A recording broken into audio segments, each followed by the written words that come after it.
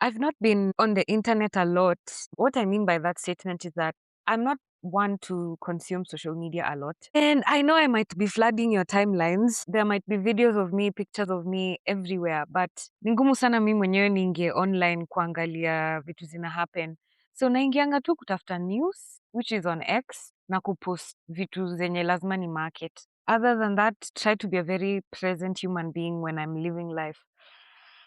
And this coming from somebody who used to be very obsessed with social media years ago, it's crazy. Sijui kama ni fatigue ama ni nini, but I just feel like I'm constantly being bombarded with new things and I've been trying to regulate that. I'm not even doing it intentionally until I'll stay off social media, but I'm realizing because there's so many gaps napata tu vitu zimehappen. I can't even catch up on the udaku, the things that are happening. Last week, this week ama last week, siko sure. Nimeingia online napata kuna story mingi sana za wasichana wanakuwa conned pest on Instagram, TikTok, on Twitter. Conning is coming in very, very different forms. Women giving themselves in ways that they might not be able to recover from without thinking about it. And then at the end of it all, they end up having to pay for the situations that they're in. Mara mtu amehamishwa akaachwa sijui kwa nyumba ya rent ya how much that they cannot afford,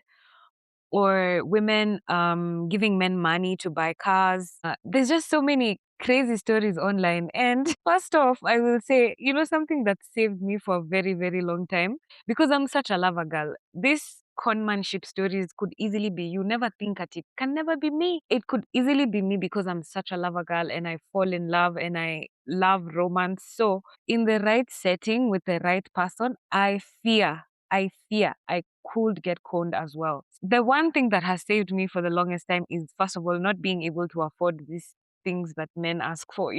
By the time a man is telling me to give him 500K to put in a car, like into buying a car, okay, now it's possible. It's something that can be worked on. But at 5 years ago, 3 years ago, 4 years ago, even 2 years ago, crazy, crazy. Sijui ameona nini kwangu ati inaweza mpea. Lakini now, when you are able to get that money, when this money is within, hata tuache 500K, twende tu pesa za restaurant ya 7K, mwingine ameachwa bili ya 70,000 ya 77,000, and it's crazy. It's so crazy to even try to understand, but I want to talk about it a bit because I could easily have been a victim. So a couple of years ago, I was dating this guy. I briefly dated this guy. This man is a politician. Let's give him a name. Let's call him Moses. Moses is a politician and he's a very handsome guy, very good looking, tall, smells really good. He uses very expensive cologne, his shoes, his watch. Let me tell you, this guy, he messaged me on Instagram. That's how he started talking. I had posted something, I can't remember, and then he said, one day I'm going to marry you, Roberta. And that was interesting. So I opened the message and I responded like, what do you mean you're gonna marry me? Just banter, talking. And then he was like, I see you, I like you a lot. All this generic stuff men say when they're trying to get your attention. But he was very interesting because he was very straightforward from the beginning. Like he had come at me, I think also at the wrong time, because at this time I was really questioning myself about marriage and kids. I was thinking about, is this something I want to do? A lot of my friends were getting married. A lot of the people around me were actually getting married. And maybe a certain thought was penetrating my mind and telling me, you know what, this could be a possibility. So why not think about it? And before him, I had just come off a serious relationship that was just about to lead into marriage. I actually talked about it in my last episode, and that episode did really well. So that's why I'm doing another story time, because I realized you guys enjoy when I give stories. I wasn't really looking to get married. I mean, I always know at the back of my mind that marriage is not really a priority for me. It's not something I would die if I don't achieve. But this man, straight off the bat, he was like, you know what, I'm ready to meet your parents, I'm ready to pay your dowry, I'm ready to blah blah blah blah blah blah blah blah blah. And I told myself, you know what, why not be delusional for a bit? I knew this was crazy, but I was also telling myself, why not just act like I'm in love and enjoy and just feel good? Why not just give myself a chance to be out there and date new people and like new people and just see what the world has in store for me? So he caught me at a very strategic point, somewhere where I would be able to listen to nonsense. Moses is I've told you he's a politician. The first day we met, started talking like this week, and he was trying to, like, in the same week, we started talking like today. By tomorrow, he was trying to take me out to dinner.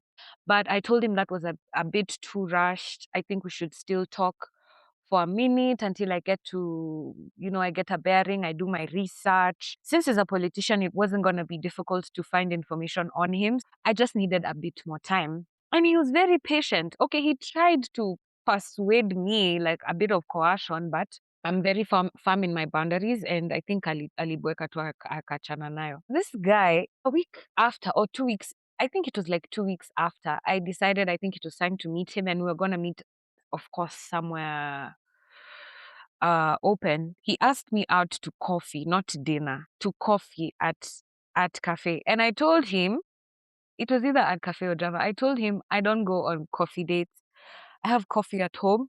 Nakuanga na ile sachet zangu za 20 bob. Okay, so now I have the better quality coffee. But at that time I had those 20 bob sachets, and I was like, I have my own coffee in the house. I have a kettle. I have hot water and my instant coffee. I'm not the kind of person who goes out to coffee dates. So that actually turned me off. I think that's the reason why I actually made him wait longer, because I just told him I'm not coming to meet you out for coffee. He said, okay, fine, let's do dinner. On that day, I wasn't even supposed to meet him. Lakini I was in the house, stima zikapotea, and I needed to charge my phone, my laptop, everything was dying. My backup lights and stuff, everything was dying. So I needed to actually leave the house and go get my stuff charged. I was going to go to the studios at the Dialogues Jagero studios to charge my stuff from there. But before I left the house, I got ready. But before I left the house, he gave me a call. Said, hi, I'm just checking up on you today. By the way, he was very consistent. The good morning texts, the checking up on me, the calls, the consistent communication. I truly was starting to like him. He was doing the most during these 2 weeks. He asked me, what are you up to? How's your day going? And I told him I had to go into the office. I don't go to the office every day. I had to go into the office to charge my stuff. And he made a comment. He said, why don't you just come to my house and charge your stuff from here? I'm not at home, but I can give you the directions and I can send you a driver to get you, to pick you up and drop you off. You can go charge your stuff. And then if you would like to wait for me till I come in the evening, it's fine, but you don't have to. You can just charge your stuff and leave.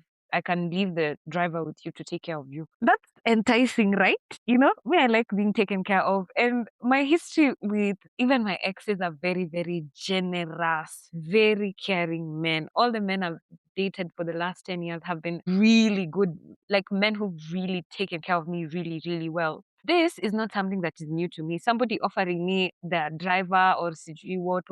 Very, very normal day for me. Even strangers are very kind to me and very generous to me. So it's not something that, but I thought, why would you ask me, like offer me your house? Your house. I go to your house, like you trust me, you don't even know me.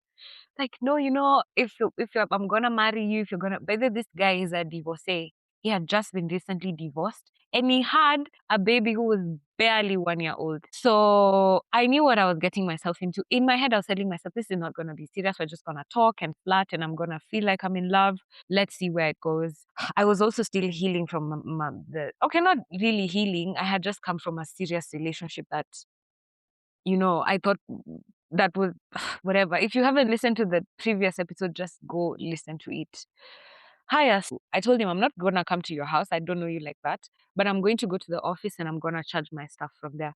If you would like to see me, then you could come by the office, pass by. I think that would be better. It's better even if, it's an open place. There's a nice veranda, nice compound, a manicured lawn. We can sit at the gazebo and just enjoy something. We can talk to each other, get to know each other. I went to the office and I did my work. I finished. As I was about to finish, he told me he was at a meeting. He asked me before I go home, then I should let him know. Even if his meeting is not over, he'll come see me for, if it's even a few minutes, and then he'll leave. Kasema sawa. After I finished, I texted him and told him I'm done. I'm just about to go home. And he said, perfect, because he's also done with his meeting. He could just come over and see me. He wasn't far away from me. It was like a 10-minute drive. And these 10 minutes, I was so nervous. I was so nervous. But this whole time that we had been talking to each other, I had done my due diligence. Because Jagero had told me, if you go online and you can't find sufficient information about someone, something must be wrong. Like, just go Google him, see what you can find. And that was something that stuck in my head because when I Googled this guy, I only found his Instagram, which I had already been following, his Facebook account, and there was nothing about him on the internet except for one corruption story. There was no story about him and the works he's done as a politician. There had been nothing, just two things. He'd been linked to some politician who's trending right now. He's getting a lot of flack on the internet right now. And I found that information. And the other thing was on his Instagram, he had a lot of pictures with famous people, a lot of politicians. He was traveling well, he was eating well. His life, from his pictures on Instagram, you could tell his lifestyle was really nice. And then I also saw his car. I think I felt like I was able to gauge his financial background. And then also from his stories about his ex wife, the neighborhood they lived in, the school his kids went to, his kid, just stories. I think I was able to piece up this guy is who he says he is. But on the internet, when I Googled him, only one corruption case, and it was a big, big scandal. I told myself, okay, kama ni hizi pesa za corruption, basi let us just eat it, you know? Let's just eat this corruption money. I will be judged later. Let me just deal with it.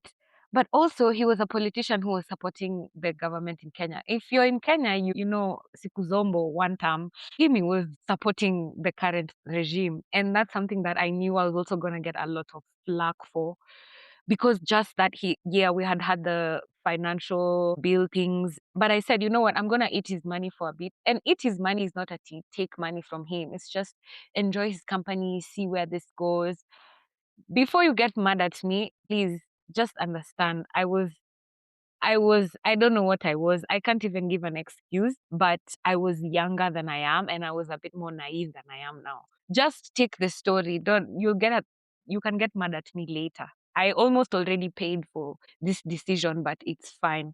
These 10 minutes, my heart was so beating. I couldn't tell if this is my body telling me something is wrong or if it was the excitement of meeting a new man and getting to know someone else. He came by the office and I was waiting for him outside the office. And as he was walking towards me, I saw, and he was tall and he was so handsome and he was so good looking and he was dressed so well. And I went to him. I was just casually in a hoodie, Crocs, and sweats. And I went to him and he hugged me and he hugged me really, really well and he spinned me around and said, "Oh my goodness, my wife, I've already met you, you know, I'm so happy, blah, blah, blah." And just by virtue that he was already really good looking and he smelled really good. And I had already seen his shoes and his watch and I knew this corruption money, we are going to eat it. I was already very excited and I thought, you know what, let me just fall in love. He asked me, do you want to sit here or do you want to go somewhere else? I said, we can talk for a bit because I was waiting for Jagero to finish recording. We were supposed to talk a bit about something we're planning. He came into the office, actually, he met everyone and we all said hi. And then we went to sit by the gazebo. We're there tukipiga tu story, we're talking, laughing. He's really funny, getting to know his personality. I loved everything about him, his voice, the way he was funny. He was really making me laugh. He was fun. And you know, you ladies know what I'm talking about. The moment a man is already ticking your boxes, you start to imagine this white picket fence dream and, you know, babies and marriage. Me, I was seeing this thing already coming together. Imagine just after I had avoided meeting him this long, just within 20 minutes of sitting with him, I had already started feeling like I could totally be in love with him. And we talked for a couple of hours. I went in and had my meeting, and then we had to leave. He asked me where I'd like to go out to dinner. First of all, I know this question is thoughtful because you kind of want to consider my preferences, but also I don't like men who come across as like hawajajipanga. We're getting in the car, you don't know where you want to take me. Why are we getting in the car even? Why? I've never dated a man who's asked me, what do you want to do? Ama, where do you want to go? Just from listening to me and or from us talking to each other, they already usually have thought something out. That was another red flag that I noticed. Red flag to me. It might not be to you, but let me just mention my red flags as we go. Hi, we're brainstorming in the car. I didn't mention. While we're leaving the office, he comes and carries my stuff for me because I had carried my laptop, a lot of stuff that I was going to charge. And he carried all that stuff for me, and then we walked towards the car. As we're walking towards the car, ooh, I see the car. Where? I don't know if I say which car he's driving. People can link him to me easily, but whatever. He was driving a, I don't know which Range Rover it is. I'm not very conversant with cars, but it's the latest Range Rover model. A very, very big, gorgeous, beautiful car. Ooh, enyewe. Enyewe hapo nilijiona kama bibi nimekaa kwa passenger seat, with the kids in the back. I was already seeing this dream panning out in my head. Opens for me he parks my stuff in the car and then he opens for me the door and I enter. The car is so big. If you've met me, I'm actually really tall, but the car was so big. I was hanging like a toddler in the car seat. The car was so gorgeous. The interior, oh, beautiful, beautiful. And hey, I don't want to drop brand names, but his watch, amevaa ploti kwa wrist. So already I just know this is my husband. Please don't call me out for being vain and materialistic. To be honest, money excites me and I'm very materialistic and things like those excite me. Maybe it's because I didn't grow up with such things, but whatever the reason is, I like nice things and I'm not ashamed to admit it. We're brainstorming on where to go and he says, I know this really nice restaurant. My ex before him really loved Ankole because of some signature burger that they had. And I had fallen in love with that burger. And I had been missing my ex, sorry to say, and I had also been missing that burger. So I was craving a burger. I was like, of course, I didn't tell him my ex taught me that restaurant in that place. And this is why I don't like being the one to suggest restaurants because I will take you where my ex took me. I will take you where my exes have taken me. So you better just introduce me to new things instead of waiting for me to come up with plans for us. I'm just a girl. Just be a man. Let me be a girl. I also really love Mama Rocks. I told him we could go to Mama Rocks or Ankole, but Mama Rocks had been closed down. I told him I don't think Mama Rocks is open, but we can just check the one for Kilimani. But I know for sure the branch had been closed down already. He says, okay, there's another Mama Rocks in Karen. Why don't we go to Karen and check that one? If we don't find it, then we can then go to your burger spot that you want in Kilimani. Masawa.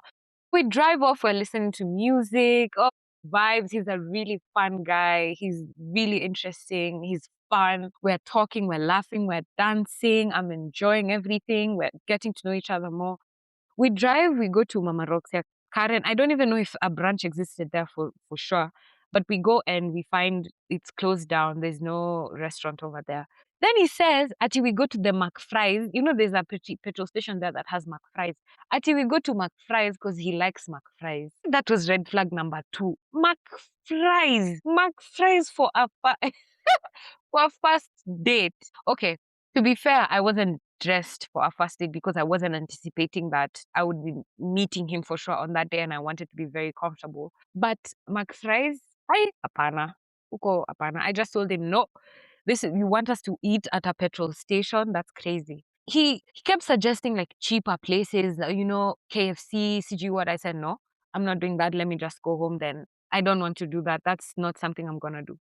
And it has nothing to do with the places. These are places I eat from. I eat from KFC, I eat from at Cafe, I eat from Chicken Inn. These are actually some of my favorite places to eat by myself or as a spot for a meeting, not as a first date, not as somewhere where you're taking me to try and impress me, because this is going to set the precedence for the kind of relationship we're going to have. And to be honest, I keep saying all my exes because this is the benchmark I have for myself. Everybody I've dated has really gone far and beyond to try and show me, like, prove themselves worthy of my time and my energy. And it's not even just about me. I think it's who they are as people. They are people who try to impress a lady who they like. And that's something I truly appreciate and something I like. I wasn't about to get taken out to Max Fries on the first date. It seemed like at this point, like I was forcing him to go to Ankole. Ankole is a bit nicer. It's not even actually more expensive, but it's a bit nicer, a bit a nicer place. At this point, it felt like I was begging him to take me to Ankole. I was ready to go home. I was like, let me just go home. I can go get the burger. You can drop me off at the restaurant. I get the burger and then I'll go home. He said, no, That's not what I want. I'm sorry for insisting on McFries, blah, blah, blah. We drive to Kilimani, we go to the Ankole there. No, he starts saying, let's go to the one in Kitsuru. I'm like, no, me, I'm going home. I don't want you to take me somewhere far from home just because me naishi easy side. So why would I go all the way to Kitsuru? And by the way, he lived in Kitsuru. So I was thinking he wants us to go closer to his home so that I can go those sides. We went to the Kilimani one. The treatment is nice at the restaurant, of course. We enter, he's holding doors for me, he's opening doors for me. Oh, we are sat. I order a glass of wine. I'm dressed in a hoodie. Everyone else is dressed in black tie, almost black tie. Everyone looks really nice. I wasn't dressed for that restaurant, but I didn't feel anything. They still treated me really, really well. And we're sat, and he kept standing up to go pick calls. But I'm thinking, Mheshimiwa is a very busy guy. But he had been picking a lot of calls the whole time. But I understood because I've been around politicians. I feel like it's something they do. They're always picking calls, not just politicians, I think important, in quotes, important men or like men of high, what do I say? Like high stature. They're consistently available to the people who need them. So it wasn't something that made me feel weird. I just thought, oh, this is something that happens when you're someone of that stature. So it's fine. And I ordered my food, but it just felt like he was uneasy, like he wasn't comfortable sitting there or waiting or something, like he was in a hurry or he needed to go. I ordered my food and I told them I'll have it to go. He said he didn't want to eat anything. He didn't eat anything, not even a glass of water, nothing. That was red flag number 3. We're going on a first date and you don't order anything. The bill came to about 3,000, 4,000 shillings. I had a glass of wine and I ordered my burger. And even him paying felt like, I don't know, maybe I was just guessing, but it just felt like he wasn't all the way comfortable. Hiya. Let's end that story there. The next time I saw him was the first time I went to his house. And he came and picked me up and then we went to his house. I won't lie, I really was enjoying the car rides in that car. That car is really, really nice. I was enjoying. When we pull up to his house, he's been talking about where he lives and when we pull up, bro. Anaishikwa. I'm so ashamed to say. I'm so ashamed to say because this is the first time my friends are hearing this on this podcast. This man, his house was not matching his car, was not matching his watch, was not matching his clothes, was not matching his cologne. It was not matching even the way he spoke. I think my house is even nicer than his. And he's a politician. But you see, you can't judge someone because you don't know what stage they're in. And then he's just come from a divorce. So maybe he just needed a house ya kushikilia before he moves into. But I'm thinking he didn't have a home because even he had multiple Airbnbs. I'm thinking he couldn't even get like one of his houses and just lived in them. Because to be honest, this place he lived upon, I don't want to hate or look down on anyone, but it was just not matching. Actually, I was very, very shocked. Tukaingia kwa nyumba, well, amepanga nyumba vizuri, but hapana. Something was just telling me, this is not matching. And of course, the first time I was there was the expectation of sex. And the fourth and the fifth red flag was that he was trying to get out of using a condom. He didn't want to use a condom. Mimi, I am very strict with condom use, very strict. I don't play, especially about someone who we've not been tested. I don't even joke about it. No condom, no sex. He was trying to get out of it. And there's a time, flash forward to a few months into dating, where we were talking about sex and he was telling me about how his ex-wife alikuwa anamnyima sex and nini. And he said, but there was an easy way to get around it because as a woman, as long as uanze tu kumshikashika ama uingize tu dick, the woman just melts and they start forgetting about the condom. And that's exactly what he was trying to do to me. So this information came later and it was important later. But now in this moment where we're having sex for the first time, I wasn't seeing it as that. You never think about it as that. But I had realized this man was trying to coerce me into having unprotected sex. And it messed me up badly because by the time we actually ended up having unprotected sex, I got a yeast infection that I had to treat for like a month. And it was so bad. I actually really regretted, which just says when your intuition is speaking to you, please listen to yourself and listen to it. Don't question yourself. These red flags kept coming along like here and there, but I was picking them up, but I wasn't thinking they are serious. So we go on and we go on dating. By this whole time, This man has been taking care of me completely. We went on a couple more dates. We were together for like 4 or 5 months, but we went on like 3 or 4 dates. The dates were not at par with anything I was used to because I like to go out for fine dining. I like to go to fancy places, to nice places. And like I said, I've been around wealthy or like, I don't know, important men. So I know the kind of places they go to. And the dates he was taking me to, they were just not matching. They were matching his house, his apartment. I was thinking, maybe he's just trying to be humble because I have this ex who also used to spoil me rotten. Like he used to treat me really, really well, and he was very extravagant, and he used to spend so much on me and give me a lot of money.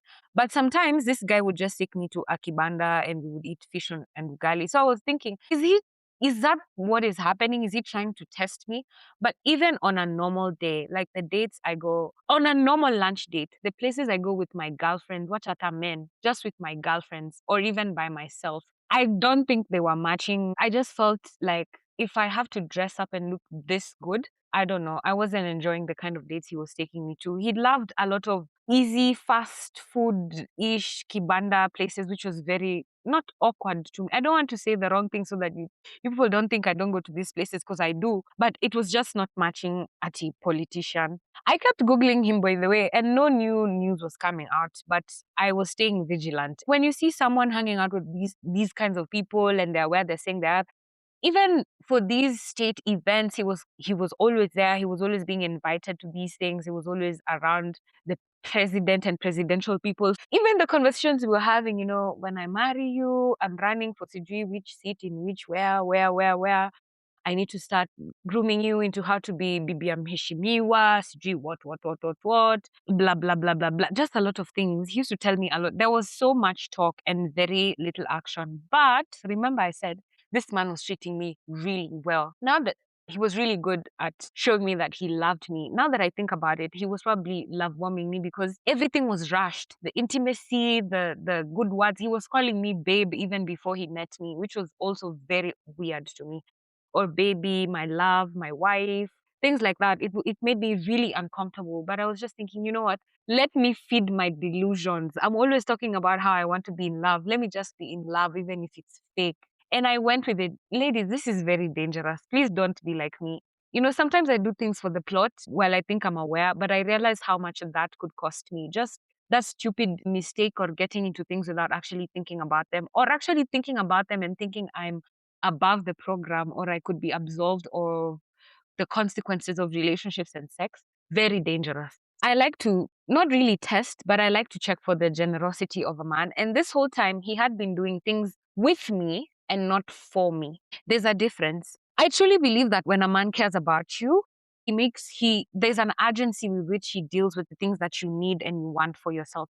But this man, what did I ask him for? The first time we had unprotected sex, I asked him for money to get the pill. And you know what he did? He told me, "Oh, I'm driving. When I get to where, I'll send to you. Just use the money. Just buy for yourself." Of course, it's not that I can't afford the pill, and it's not that he even came inside me. He didn't. But I was nakwanga tu na paranoia za mimba. So I was basically just maybe testing for his generosity. Imagine the whole day he didn't send me the money. He didn't send me the money. He didn't check to see if I bought the pills, if I was okay, nothing. Another time I was coming from his house and I had used an Uber. And I asked him to give me money to pay for the Uber. Again, it's not that I can't afford my Uber trips. It's not that I can't afford the money.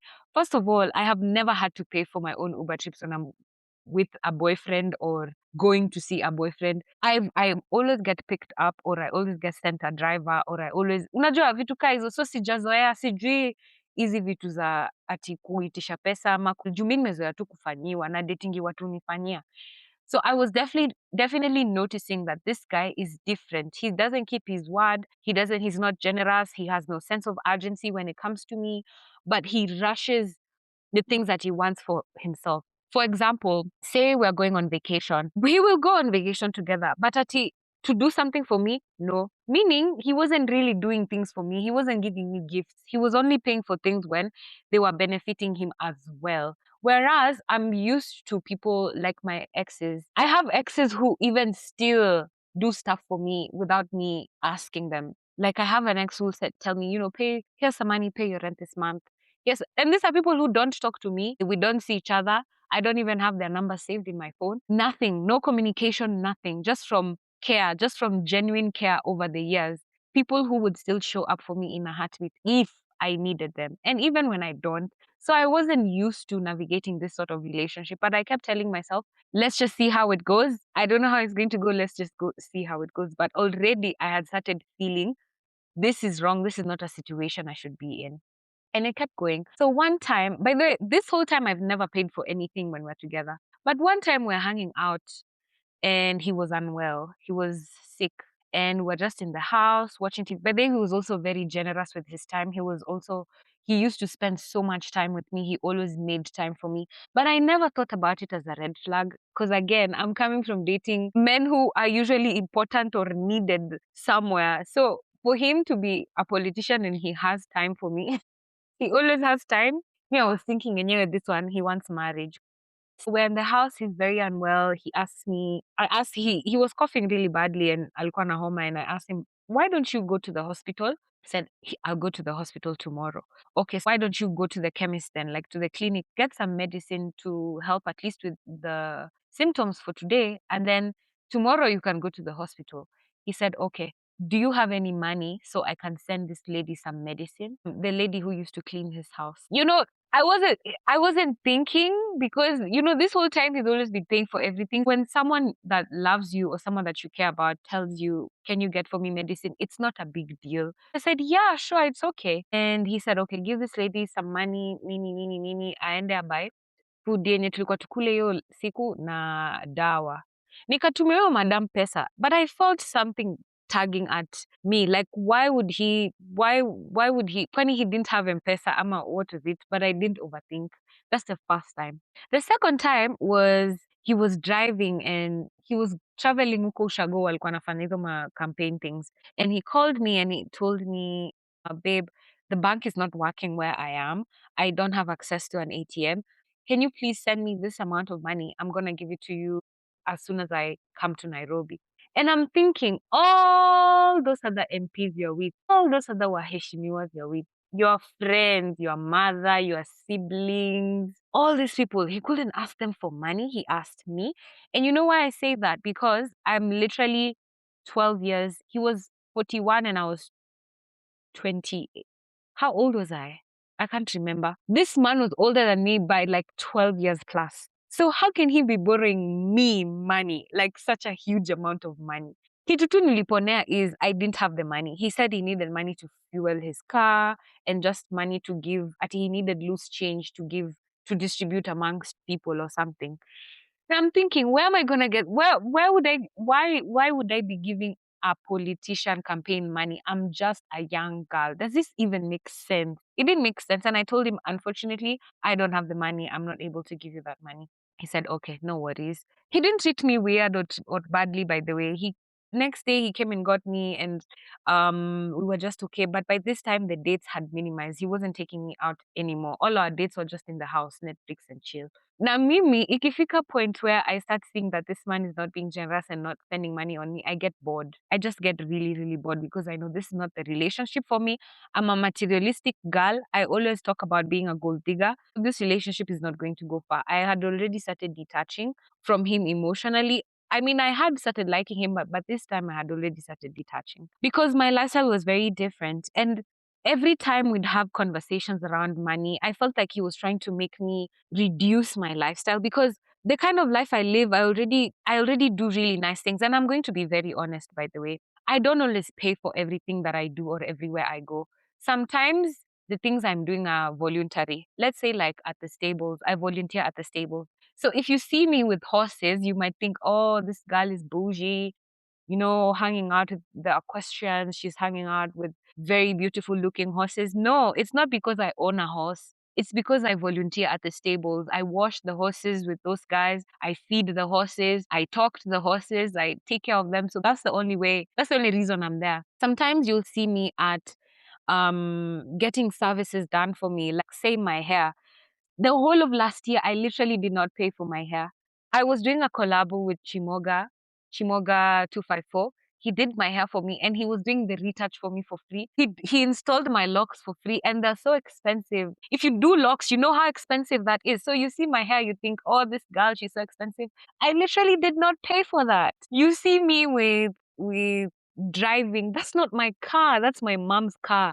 I'll say my car, my car, my car, my car. But it's not me. I didn't buy the car. Or you'll see me somewhere traveling. It's my man who paid for that.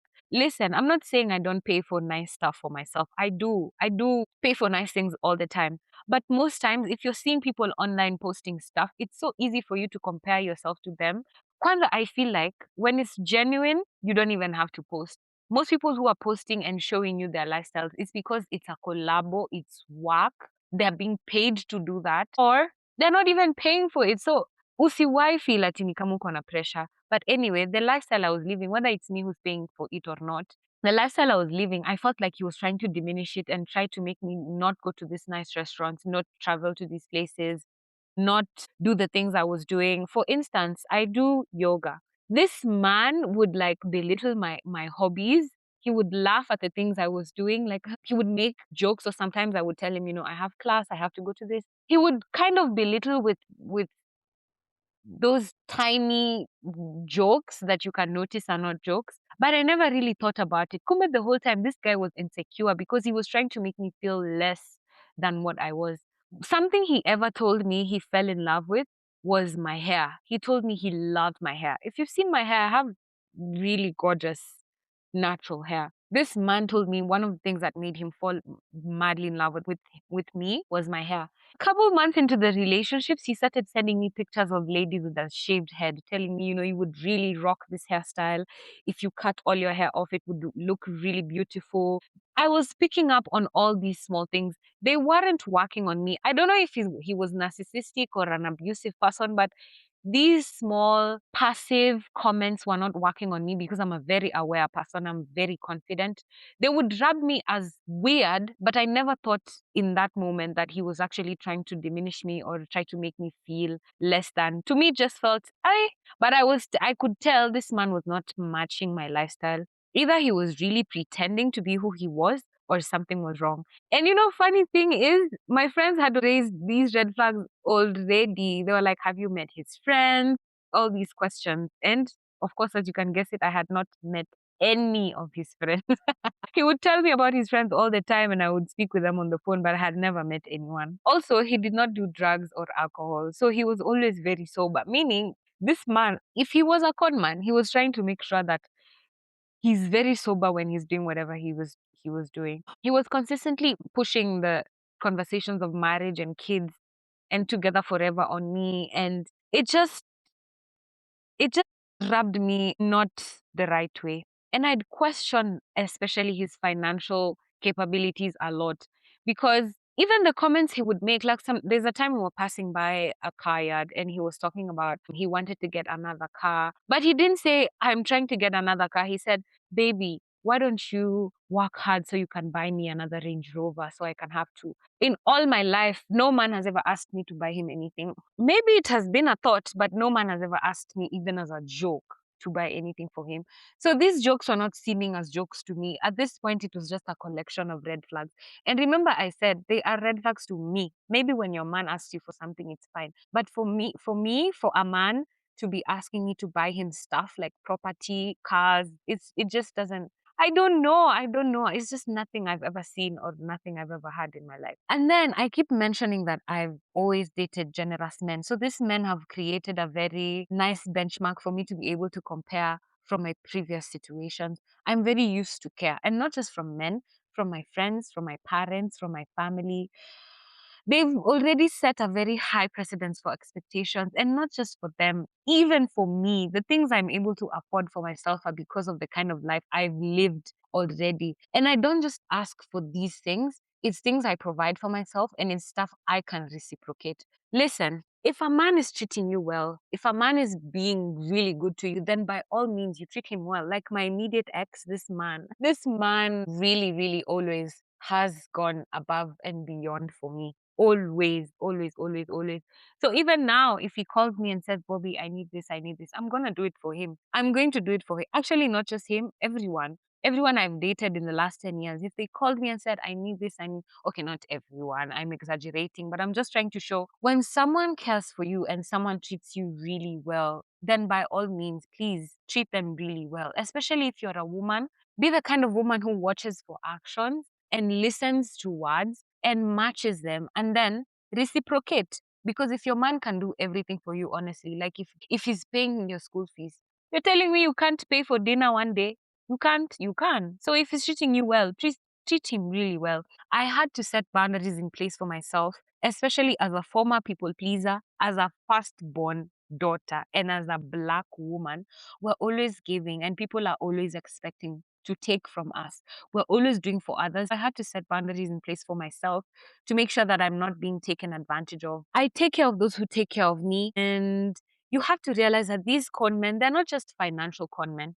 They don't just come and take your money. These people will con you out of things. I've given just examples for money, like that lady who bought a car, sijui nini, nini, nini, to a man who was cheating the whole time. Buying someone something, there's no problem with buying a man a car. But like a man who's cheating consistently, cheating all the time, always cheating on you, that's a con man. That's not a genuine relationship. So these men will con you even into emotional emotions. Sometimes they need intimacy, they need friendship, but because they do not know how to create relationships for themselves, they con you by making you get attached so that they can feed off you. They have someone who loves them, checks up on them, cares for them. Emotional conmanship. Or sometimes they'll turn you into a maid, or sometimes they'll turn you into their hoe. So you're just there fucking him, cooking for him, cleaning for him. He's conning you. He's giving you nothing. He's taken you. He's told you you'll be my wife, put you in his house. He doesn't care about you. He doesn't even ask if you're fine. And these types of people, they will want sex from you without even knowing if you ate, without even knowing if your bills have been paid, without even knowing if you're healthy or if you're happy. But they will take from you. I think that's conmanship because in healthy relationships, even platonic relationships, before you ask your friend for something, you make sure they're fine, right? You make sure they're okay. But these men, they're calling themselves your boyfriends, your husbands. They don't know how you eat. They don't know how you take care of the house, how you take care of the kids. But they want to come home and find chicken. Hakuongeleshangi, they don't talk to you. They don't communicate. They don't care about your emotional well-being. They don't work on an emotional connection. They have excuses. I'm not used to being like that. These are 40-year-old plus men, by the way. They have no sense of presence, of communication, of availability, but they want to have sex with you. That's a con man. Because somebody who truly loves you will be in a relationship that's very reciprocal, very symbiotic. But that's not what they're doing. On Twitter, there's a conversation trending right now about how men around the age of 33, 35, when men their ages are they start seeing men their age reaping the benefits of having a family, having a wife, having kids, they start being in a hurry to get kids. They don't even care who they're getting kids with. They will trick any girl who is available and desperate. Na atakupachika mimba. He will get you pregnant. That's a con man. He's not caring about your well-being or the fact that you want to be a mom or that whatever. He just wants a kid. So whoever is available and willing, he will get you pregnant. Those are different ways that men can con you. Sometimes they waste your life. You've been a girlfriend of 8 years. 8 years as a girlfriend. Unamzalia watoto. Girlfriend. He can't even marry you. And you might say, what does marriage help? Babe, it helps with security. It helps with you being able to claim what is owed to you. If you're just a girlfriend, it doesn't matter if you gave him 17 children. If he didn't claim you and he doesn't know you and he can just say he doesn't know you and he doesn't owe you anything. That's somebody who's wasted your life and that's a con man. Because in your head, you're holding on to hope. You're holding on to the thought that this relationship is going to last and you're going to be together forever. But it's not. And that's someone who's conning you. So please listen to the things these men say. Often than not, they will tell on themselves if you just listen. Stop yapping all the time. Shut up and listen. They will tell you, my ex did this. My ex was crazy. My ex. You just shut up and listen and try to figure out what is he saying. Because these men tell on themselves all the time. That's something I've realized. After you listen, watch for his actions. Are they matching the things he says? He says he's a politician, but he can't afford a meal. He can't afford a burger. They're already eating corruption money, but he couldn't afford a meal for himself. Isn't that crazy? Listen to the words these people are saying. Listen, watch their patterns. He's never done anything for you. And I'm talking about gifts for you, not the things you do together till you go to dinner so he's paid. That's not a gift. He would have eaten whether you were there or not. I'm talking about doing things for you, but he's asking you for stuff. He's never done anything for you, but he's saying, oh, babe, send me 50K. I'll send it to you. CG, give me 1,000. I fuel the car. And he's never even fueled your car. Crazy. Please don't fall for those things. These people are con men. I mean, it's not even about actually being able to afford or not being able to afford. It's about reciprocity. It's about people showing up for you, people doing the work and putting in the effort that they expect from you. Because these are things we do in our platonic relationships every day. I have a friend who, when she comes over at my house, she comes with food, she cooks, she goes, and that has made her happy. Me, when I see her, I send her M-Pesa. It's give and take. It's not about one person doing everything in the relationship. And that's platonic. Platonic. We're not even fucking or kissing or bumping coochies. We're just friends. So Sembuse, a man who's saying he loves you and he cares about you and he wants to fuck you and he's putting his penis inside you. He can't even give you medicine for yeast infection. He can't even buy condoms. He can't even get tested. Crazy. That's a con man. Check his urgency to solve your issues. You know, when you tell a man, I need this is what is happening, what does he do? Does he ignore you the whole day? That's a con man. And these types of men, they usually start soft launching their problems. Oh, I'm going to Meru, we are going to campaign there, and the ATM, nyef, nyef, nyef, nyef, nyef. Oh, my car has nini, nini, nini. Oh, they usually start soft launching so that when he hits you with babe, please send me 30K, I'm gonna send. You're like, oh yeah, his car has actually been having issues. If he needs the money right now, let me just send it to the mech and then he can send it back to me. I'm telling you, when you send that money and you start sending, that is the end. It is over. And listen, this is not just about money. I've mentioned so many ways of being conned. Even kids, he will make you have his first baby, then you'll have the second one, then you'll have the third one. I've seen so many women on TikTok crying about how, they have multiple baby daddies because all these baby daddies were tricking them, lying to them. If ukinizalia, I will marry you, I will take you in with your kids. Why is it that you're being expected to put in your 100% before they put in their 100%? I truly think a man should do so that you can reciprocate. See, they call themselves leaders. Why can't he do the action and then you see, okay, this is a leader, he's leading, let me follow his lead? Because if he's done nothing for you, what are you leading? Women are nurturers and nourishers. What are you nourishing? He's never done anything for you. What are you growing? What are you multiplying? 0 times 0 is 0. If he's never done anything for you, why would you try to push yourself to do things for him? People always have a problem with me on the internet, especially when I say I don't date broke people or I date this type of man or this. But I'm seeing when I say these things, people call me a prostitute. But when men come up and say the same things, it's very understandable. Say, for example, patriarchy. Men say they are the providers, they are the ones who should take care of the family, should take care of the home, they should bring home the money, blah, blah, blah. It's men who say that. It's them who call themselves as a man of the house, as a leader, as the head. They are the ones who say that all the time. But I, as a woman, when I say, you're the man of the house, you're the leader, you're the provider, I'm told you're asking for too much. Stop asking men for money. Stop. So which one is it? Are you guys providers or not? Are you the leaders or not? If you're a cheater and you're leading by cheating, and I copy you and start reciprocating, what's wrong with that? We're just doing what you're leading, we're doing what you're teaching. So I think they should stand by their word and realize that it's okay for women to want things, especially financially. It's okay for women to have financial needs because you guys are the ones who said you're the providers. Someone said on the internet, the moment you start pitying a man, that's the beginning of all your problems. And it's true. The moment you start falling for their sob stories, listen, we live under patriarchy. The world is for men, about men, led by men. Everything is about men. Everything is designated and created for men. They already have a head start. So why would a man be looking to you, a woman, who, by the way, they don't see as human beings? They see us as objects most part of the time. Why would a man be looking to you for help? Yani he's a man born under patriarchy, but he's still struggling. And you're a woman. You have your finances in order, despite everything we go through as women. And listen, I'm not saying men don't go through things, but try imagining being born in a universe that is not created for you, but you're the one who's thriving. Does that make sense? That's crazy. So I think it's like someone who's disabled or abled differently. I don't know if saying disabled is a wrong term. Someone who's able differently, let's say someone who's paraplegic. Yani, that person is waking up, showing up, going to work, succeeding in the things they're doing. And then you have all your legs, you have your health, you're sat somewhere complaining and asking the paraplegic to assist you, to help you with money, to help you with. Does that make sense? Yani, this world was made for you. You literally can walk up the stairs. You can walk, watch at up the stairs. You have the privilege of good health, of better health, but you're still seeking help for someone who's lesser than you that you don't even see as a human being most of the time. It doesn't make sense.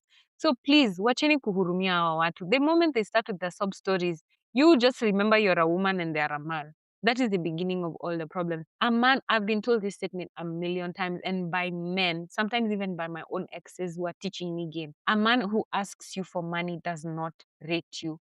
He does not love you. He does not care about you. He does not care. He does not care about your struggles. He will not even ask you about anything about you, but best believe he's still going to want to sleep with you. He's still going to want to fuck you. Men like this would rather hold back their finances and protect their finances than even wonder if you're okay. They will still want to fuck you when you're struggling. And listen, when I talk about broke, most times I know I get the flack because people think I'm talking just about the financial, but being broke is a state of mind. It's a frequency. Someone who is not generous with their resources cannot be generous with their love, affection, and attention. If someone cannot spend money on you, they can never give you their time and their energy. Never, never. They're still going to struggle with it. And there's something CJ Atemo said on a previous episode that we recorded on Heartfelt with Bobby on Dialogues with Jagero. He said, rich men communicate and they show up. They don't play these ego games. And rich is a mind state. It's a frequency. It's an abundance thing. It's you coming from a space of knowing you will never lack, even when you have nothing. Broke men are living in lack, in scarcity. They're always scared that you're gonna take from them, so they're never really gonna give to you. They have nothing to give because themselves they're living in survival mode. And that's why they will always try to con you out of what you have. They will always be trying to trick you, manipulate you, use you. But men who have an abundant mindset, they're consistently trying to put you at a better space, trying to make sure you're elevated, trying to make sure you're healthy, happy. And even if he wants to fuck you, because all of them want to fuck you, before he fucks you, he's going to make sure you're okay. You're well taken care of, you're provided for. He's going to care about your well-being, your and not just like financial well-being, your mental and emotional state. He's going to care about you genuinely. This is the difference between a broke man and a rich man. So a broke man will always give you excuses. And by the way, mimi nimedate hadi makanga. Nimedate makanga. Na huyo makanga hakukuwa anaacha nifanye kitu yoyote. This is not about having money and not having money. This is about generosity and care. Because even a man who doesn't have, even a poor man, is still going to be able to be generous and going to take care of you. Generous with his time, generous with his knowledge, generous with his money, generous with his love and affection. Just stay away from broke men. Me, this is something I'm always going to preach. I do the work and I get shit just for existing as a woman already. But still, I thrive and women do it all the time. Please stop doing marriage things in relationships for men who don't even see you as a wife or as a potential wife. These men just see you as a wormhole to put their dick inside. And then after they do that, they're gonna leave you alone. And that's why they're so able to con you. That's why it's so easy for men to use romance and sweet words and love bombing to put you in a space where you're so able to fall for it easily because you want love and you're desperate to be chosen and loved. And sometimes the desperation is not even for love. Me, I've done things out of desperation for horniness. Just being horny has put me in situations where I know I shouldn't have been. And sometimes it's just for the plot. But I've stopped doing that. So try to be a woman who cannot be conned. And listen, I said nobody is above the program. But when you're watching for these red flags that keep coming up, please do not discount them because these signs will always be there. The signs are always there. Something in your imagine from day one I had already counted 3 red flags, but I just decided, let me go on. And what did I win? A yeast infection at the end of that relationship that I had to treat for a whole month with my own money. I had to go to the hospital myself with my own money. I couldn't even ask him for money for the hospital. So that was my lesson well learned. And I'm just lucky I didn't leave that relationship with an STI or an STD or HIV or God knows what. Maybe he was seeing multiple women, conning multiple women, because there was women's stuff still at his house, and he would tell me, my ex, but wasn't he living with his ex in the story just had a lot of loopholes. So please don't fall for these stories. Make sure the words are matching. Make sure the words are matching to the actions. Anybody can be conned. It could have easily been me. I'm sure if I was madly in love with him and he had kept his act a little bit longer, I would have definitely given him the money that he kept asking for. And he didn't ask me for money once. He asked me like thrice. The third time I just asked it. The second time I had just lost a friend. So we were grieving and we were doing matanga things. And he asked me for money and I told him, surely, even now, niko kwa matanga na unaniomba pesa. And that story died like that. The next time he asked me for money, I just asked him, what's wrong with your finances? You know you're going to travel. Why do you never have money when you're traveling? You know you're going to go places where there's no ATMs. Why don't you get money before you go there? Why would you expect? And he alinipea msomo as my future wife. You're showing me you can't have my back. Yeah, I can't give you money. You've never given me money. You've never even given me this amount of money. Why would I give you such an amount of money? Are you crazy? And from that day on, that's how we broke up. By the way, he never spoke to me again after I called him out for the money stuff. And that's just, I deleted his number and I blocked him because no man has ever asked me for money, ever, ever. Maybe my little brother, but no man has ever asked me for money. So that was very awkward to me. And that's when I realized, when he didn't talk to me again, that's when I realized this was a con man.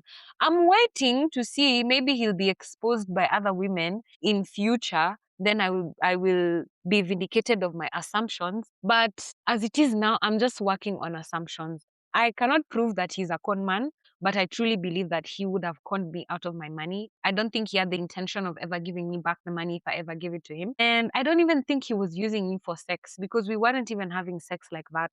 I think he truly thought he met a woman who has money and he could con me out of my money. Thank goodness. Thank goodness I'm a sprinkle disciple and I do not believe in solving men's problems in a man's world. I think men should just be men and I'm happy to be a woman. But let me know if this story was interesting and if you have been conned before. I will be recording more episodes. I know you guys have been crying about me putting out content. I've just been so busy doing so many other things. If you've been following me on social media, you've seen all these new projects I've been involved in. I was recently featured in the Parents magazine with my mom, which was such a huge milestone. I'll be talking a little bit about that in the next episode when I give you guys an update on the things I've been up to.